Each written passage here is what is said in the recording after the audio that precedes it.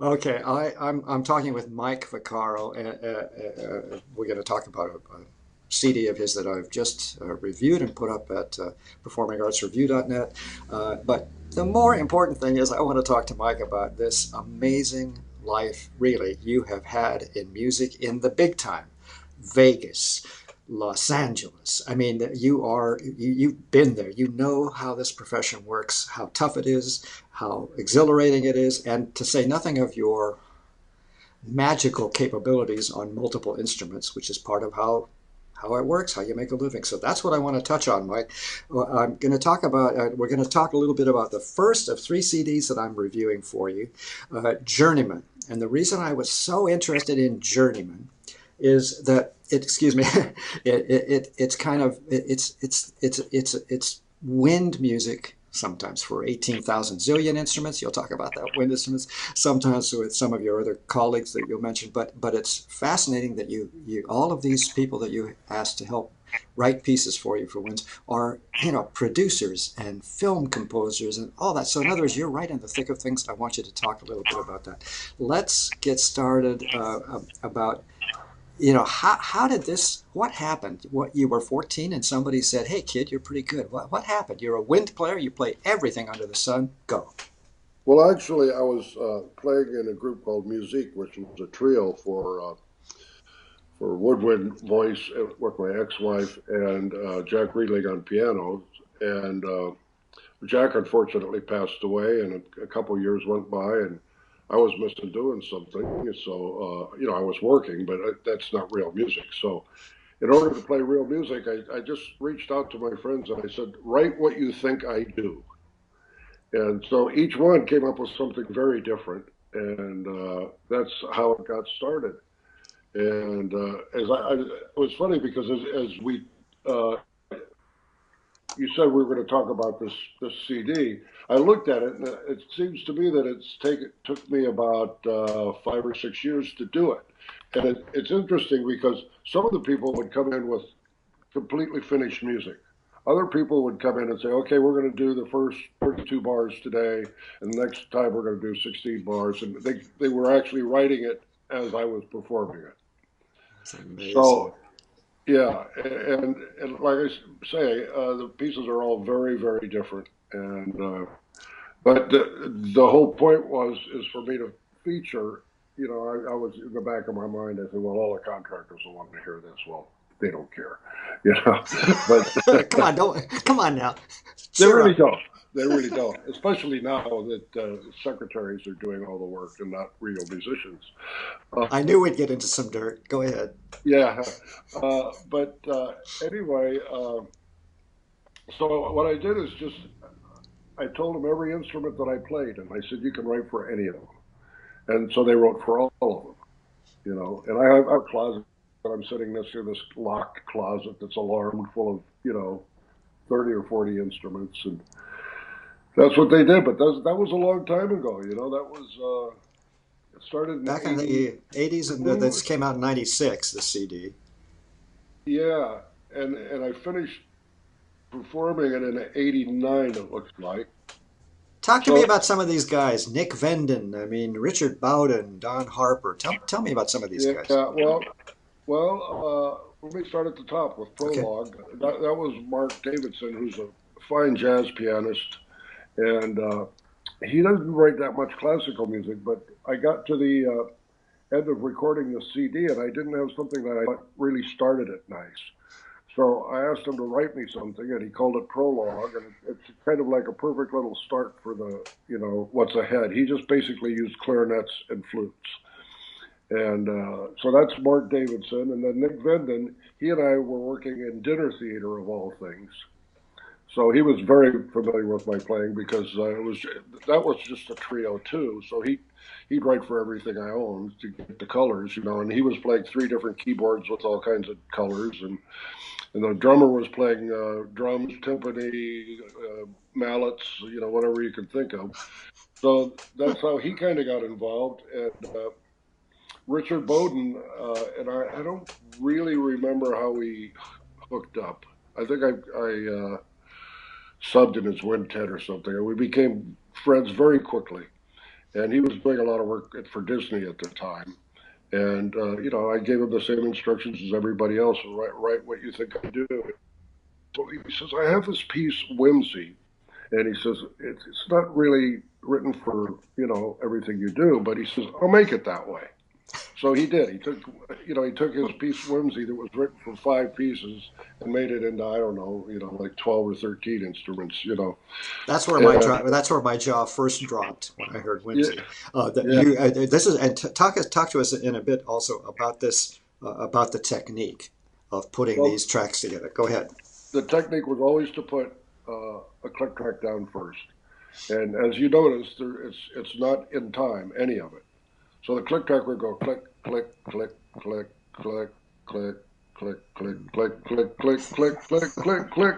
So then the next thing was I put the lowest instrument on. I saw And that. then usually I'd put an instrument on that was about a fifth away to tune the bottom fifths. And then we just start, putting the instruments on top of it. And on the Celestial Ascension, there's a part of there where I play a bunch of recorders, and alto saxophone has the solo on top of it. And we actually had a kind of tune the recorders like a piano Hmm. because it was just hard getting them to play in tune. Nothing else was difficult to play because I know how I play in tune and I know how I play vibrato and I know how I do everything. So I was just playing for myself, the way I play. Well, I think the And thing that about this CD that I mentioned in the review, just yes, people talk about little things like intonation. I mean, that is in. I mean, the intonation is incredible throughout. Let alone that you were stacking tracks. So, yeah, just to speak to the professionalism of your whole life in Hollywood, that's what I'm trying to get at. Just yeah. how special it is. We're not in Des Moines. We're in LA. No, everybody's pretty good here. Even And the by the guys way, that are pretty good. and pretty tough. So it's a hard, tough life for sure. It is. It's a very tough life. Yeah, Yeah, as it because needs to be. You know.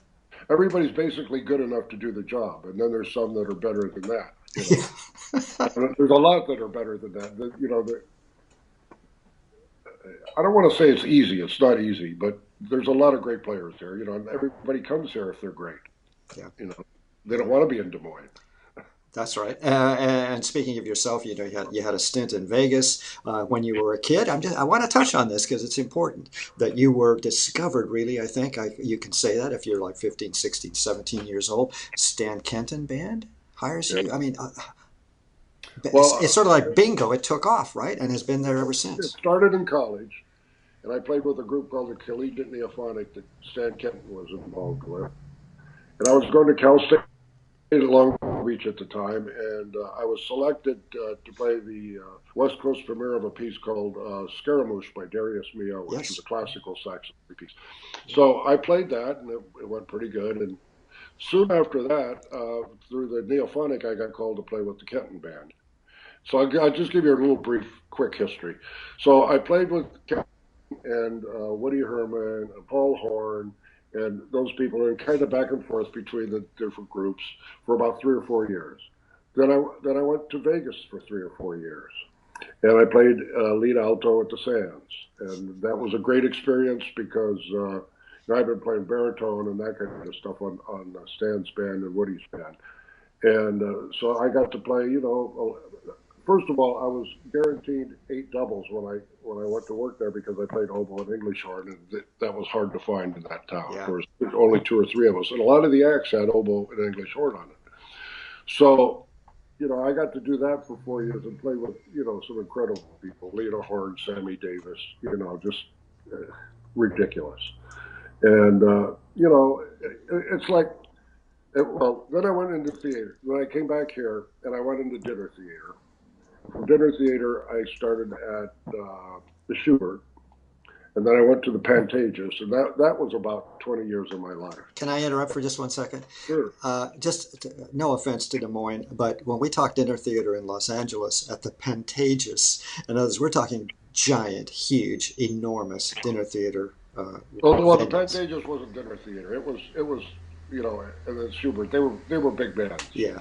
at the time. They were 16, 17, 18 pieces. And so I did that, and that's one of those things where, the first week's a little scary, and then after that, it's boring for 4 months, you know, which, which is another reason to do CDs on the side, so you don't, shoot yourself or something, you know. And so from that, I went to motion pictures, and I did that for about 10 years. And then I retired, and now I keep doing a little bit of everything, but not as much. Well, good for you, not as much. Are you kidding? Well, what retirement meant to me was I just don't do the things I don't want to do anymore. Yeah. If somebody calls me and says, "Well, we got 12 weeks for you," no, no. Yeah, I can understand that.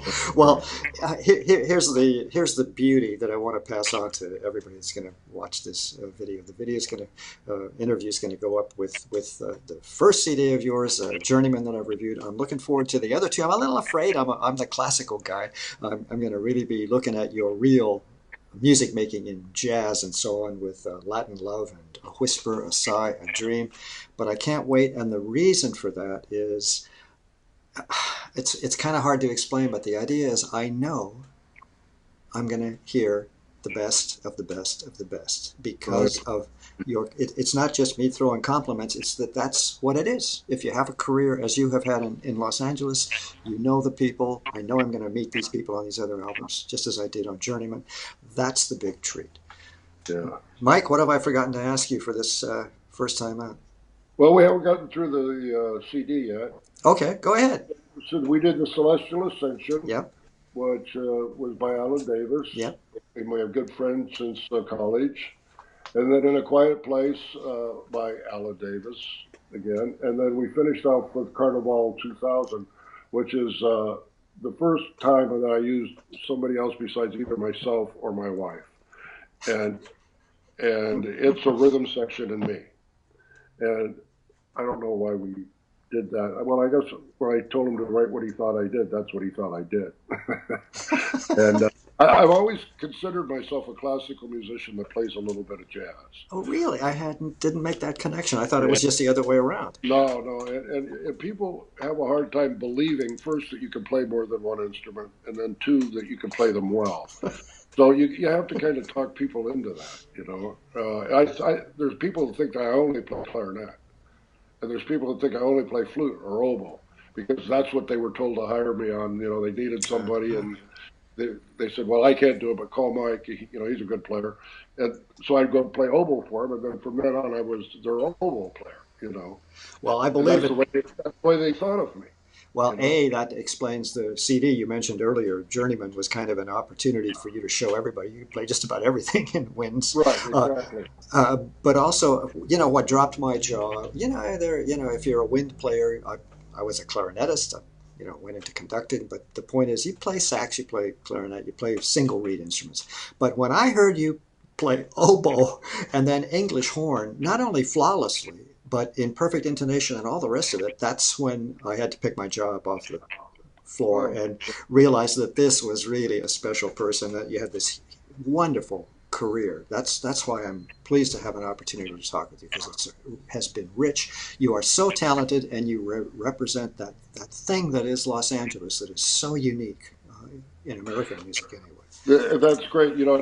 Since everybody wants to be a film person because that's where their best money is, you never know what kind of music you're going to play on a film. I mean, I'll take 3 or 4 mouthpieces on a film if it's a saxophone, because I don't know whether I'm going to play classical saxophone or jazz saxophone or what I'm going to play. So everybody that's trained for that is kind of plays everything.